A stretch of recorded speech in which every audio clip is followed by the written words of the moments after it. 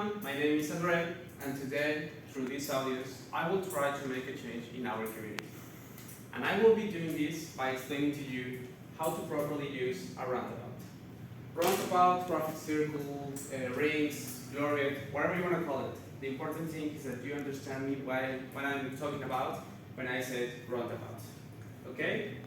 So this topic might seem too little, too small, or maybe just a quick tutorial, but I can assure you it is important, because to not know how to properly use one of these costs everyone here, everyone out there in the streets, a lot of time, a lot of money, a lot of stress, and in worst cases, it costs lives. So yeah, not so insignificant. And let's see some data about it.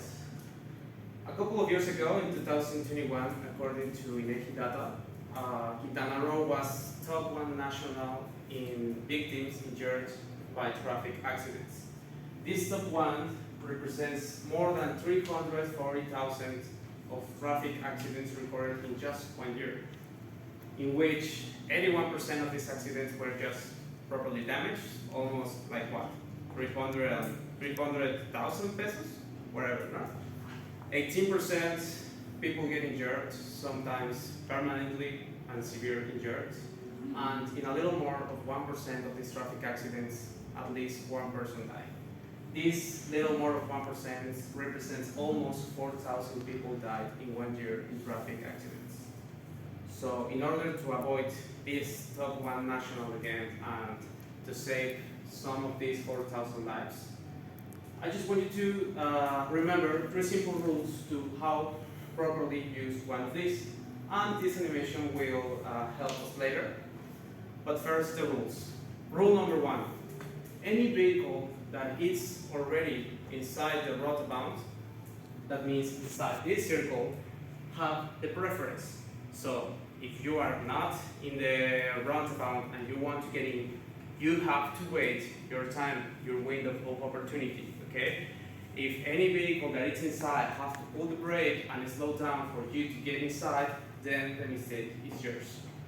So rule number 2, if you are inside the roundabout and you want to get out, you have to be in the outer circle. You cannot just be in the inner circle and just cut off in front of everyone to get out the roundabout, okay? You have to be in the outer circle with anticipation, and to get out, use your directional lights, okay?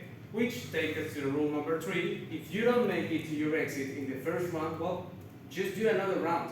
It won't take like 10 seconds of your lives, and you will not put your life or anyone's in danger. So, just make another round. This animation is quite logical and simple, as you can see. It means that if you are going to take the first exit, there's no need to go through all the inner circle. So if you're going to take the first exit, just be in the outer circle from the beginning and get out.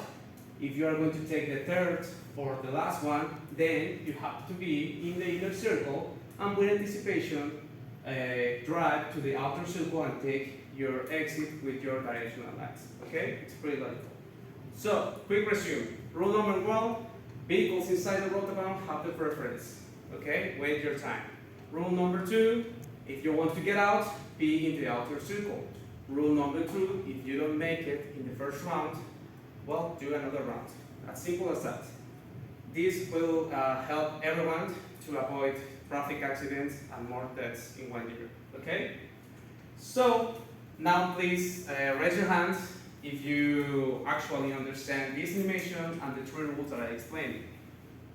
Perfect. Now, please raise your hand if you are going to actually drive like this from now on. No one, okay.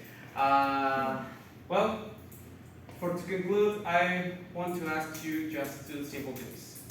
Drive smart, not only in roundabouts, in general, in the streets, drive smart, following these 3 rules, for example.